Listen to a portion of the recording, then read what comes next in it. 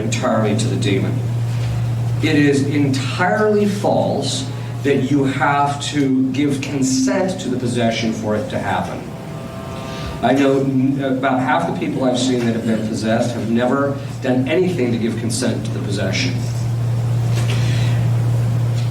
It is also false that you have to do something evil to become possessed. As I was mentioning earlier today, the 3 ways in which people become possessed is by committing a mortal sin, which is an open door, any mortal sin whatsoever, or something gravely disordered happens to you, or purely the will of God. Those are the 3 ways that you can become possessed.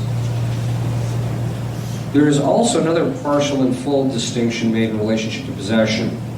People who are partially possessed very often have periods of lucidity where they're totally normal. They can carry on jobs, they can function normally. A lot of people don't even know they're possessed.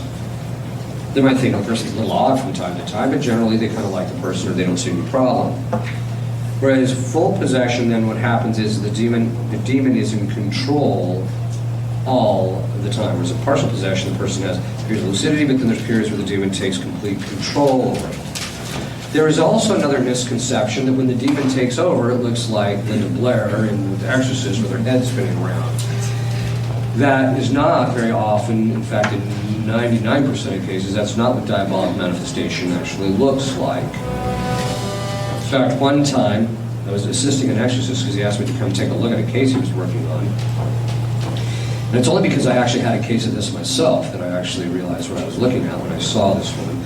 The way we were about to start an exorcist, the exorcist was trying to communicate or to talk to the woman and get her convinced, okay, we need to start this. And she starts whining, no, I don't want to do this, I'm tired of this, I'm sick of this, it's so painful, why do we have to keep going through this, why does God do this to me? This same old stuff, right?